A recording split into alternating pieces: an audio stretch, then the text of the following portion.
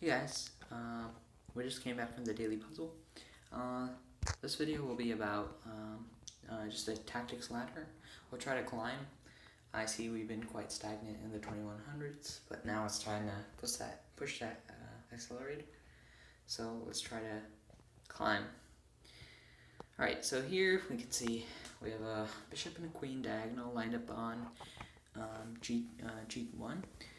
We can see that it would have been much better if the bishop and queen were kind of reversed that diagonal, along that diagonal to form a checkmate. However, we can still continue to attack on this a1 square. I think the move would be queen at a1, and then later queen g1. That would be nice. Let's see our options. After queen a1, I also noticed that there's the move, just, queen d1, just trying to block that check. And I see when we block that check, there's really no more attack. Maybe the move is indeed queen d5. Queen d5 allows for a very strong diagonal check. Notice that our queen and bishop combo have to be really strong along those diagonals, and if our bishop acts on the black squares really well and our queen acts on the white squares really well, we can be quite dangerous for white. So I think the move is queen d5. Queen d5 threatens king g2. After king g2, we can move our queen back to d2, forking the king and the bishop, and really we just want a free piece. So let's move queen to d5. Queen to d5, as planned. King h2. After king h2, queen d2, and that is indeed a fork, a double attack, in which we will win the bishop. Now remember, maybe there's something better than bishop, taking the bishop. Maybe we can threaten checkmate with the move bishop g1. Maybe there's something great going on there, maybe there isn't. Right now, I don't see anything that imminent. After bishop g1, I understand there's queen h2 checkmate. However, the white's queen can simply move out of the way. For example, back to d1, protecting that bishop, and really we lost our opportunity to win that bishop.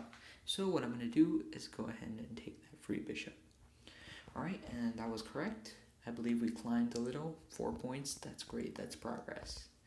Alright, next one. So we see that we have this 2 lethal bishop combo, like the last one, controlling the black and white squares, trying to maybe checkmate. Alright, so I have a strong feeling that the move is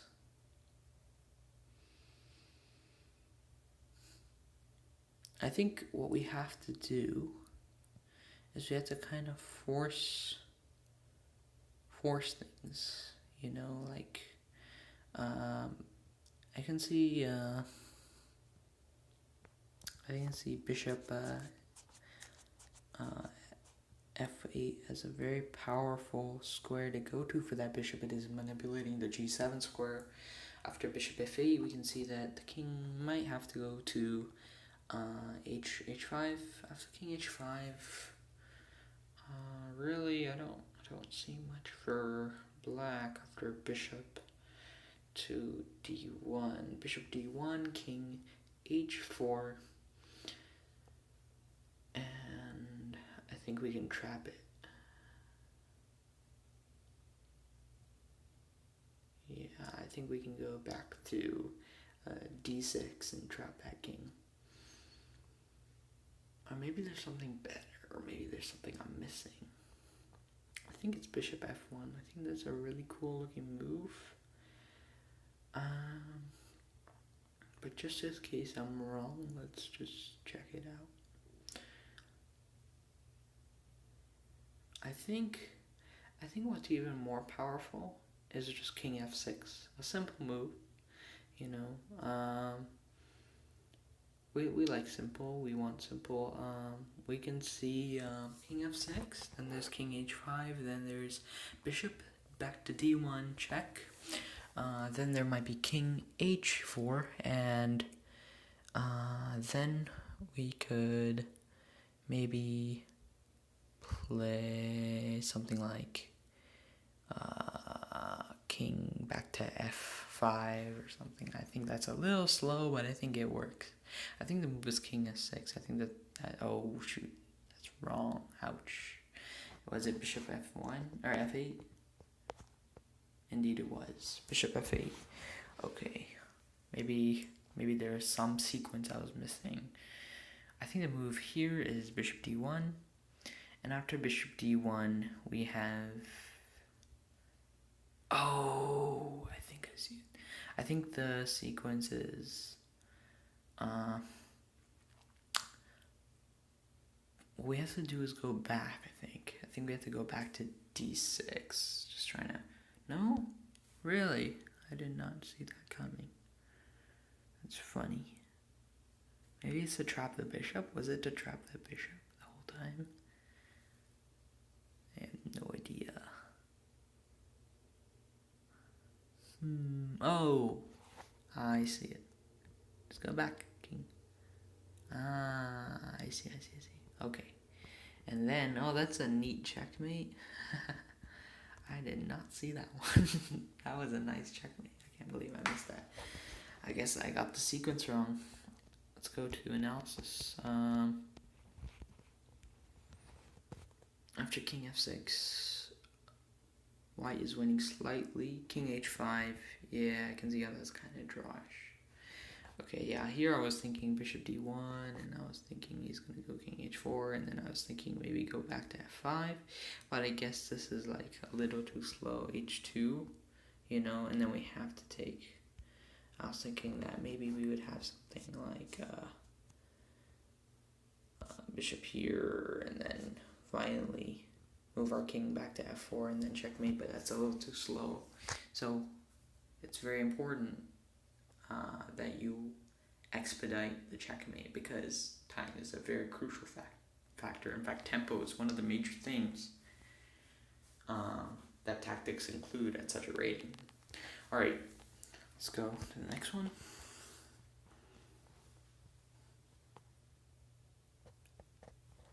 Alright, so we have a check. We have a rook check. Attacking simultaneously the king and the rook. We want to... Maybe we have a couple options here. Move our king to g2, h2, or simply take. But notice when we take, the queen will take, right? If we take here, the queen will take, and then once the king moves, this rook will be captured as it's no longer protected. So rook takes d1, queen takes d1, king g2, king h2, whichever one. Next move would be rook takes c8, and that would be a free rook offered. However, notice we also have a threat here along this file, and maybe that's something to be a little scared for by black. I think that's a little scary for black. And I think I have a feeling that moving our king here is very bad. Notice how black also has an open file along here, and so do we, so we can take that for our advantage, but you know, right now it's a little scary going to g2. I know king g2 is wrong. I think the move is king h2. I think that seems the most defensive, where you don't lose anything. You don't win anything, but you don't lose anything. You know, I see king g2, and then I see black queen d5, and then I see everything going haywire from there. So really, I just feel really confident about king h2. Yes, that is indeed the move. Alright, so black is just captured. Here, notice we can capture as well, but maybe it's not something to do immediately. We can maybe come up with a check first and then capture, and that looks like a really nice checkmate indeed. It is. So let's capture here, and I think all he has is rook block, and then once we have once we capture that, it would be checkmate.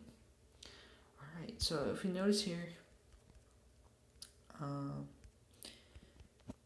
yeah, there's really not much you can do. This rook on C8 is doing a great job of defending the back rank. I understand that there's a rook blocking it, however, that rook could easily be moved out of the way because you could capture it, right? You could capture it, and once that rook moves out of the way, we have this whole file to ourselves, and this is checkmate. Queen takes h6 is checkmate. So beautiful tactic, beautiful understanding of how rook placement can result in such a checkmate. Alright, next one. Alright, so notice we have an open file on the H file. It looks like we can maybe maneuver our king and then bring this rook back here and then threaten checkmate or something like that, some idea. Or maybe it's a little slow, maybe it's something like knight here and then queen here and then rook here. I guess that would be of the similar speed. So let's think. After king g7, I think white can simply play f3. I think f3 just does the job of, taking away. Oh, I think I see it. Okay, yeah. So f3 just takes away. Gives an opportunity for white to escape this check.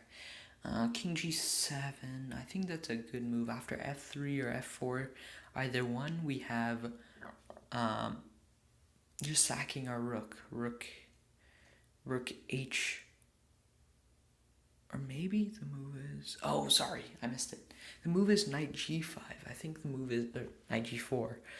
Knight g4, f3, rook h1, king takes h1 is forced, and then we'll play queen h6, and then king will move back to g1, and then queen h2 checkmate. I think that is a sequence. Unless white sacks, I think after I play knight g4, I think white has to play queen takes knight. Oh no, okay, it wants us to do that. Okay, so rook here. Notice how beautiful that was because that was a forced move. And then queen here. Then h2 checkmate. Beautiful tactic. Next one, I think that's the last one.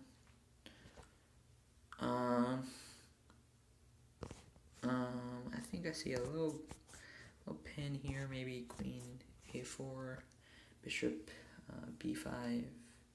Maybe it's something to do with the king side. I'm not that sure right now. We noticed that after maybe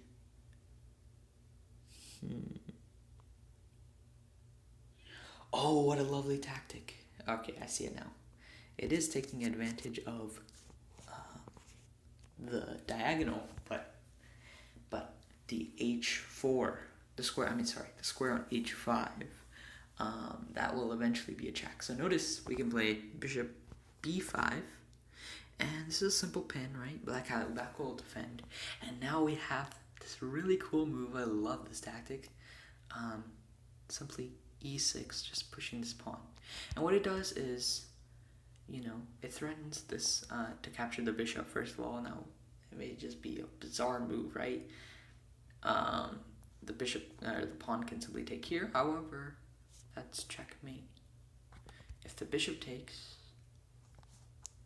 then we will win a knight. Not only will we win a knight, but in this specific scenario, black will also lose a rook.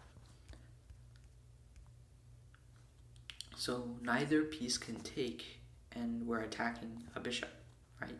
So this bishop moves back, then that's pretty much losing actually a lot. So bishop, I guess the best move is indeed just bishop g7. Yeah, just ignoring it, just let him take the bishop, So that's a funny move. It's just like, it's so constricted. You just wrapped your boa constrictor around him and he can't move, and you're attacking him, and then the next move you'll just simply capture. What an amazing tactic. What a nice sequence as well.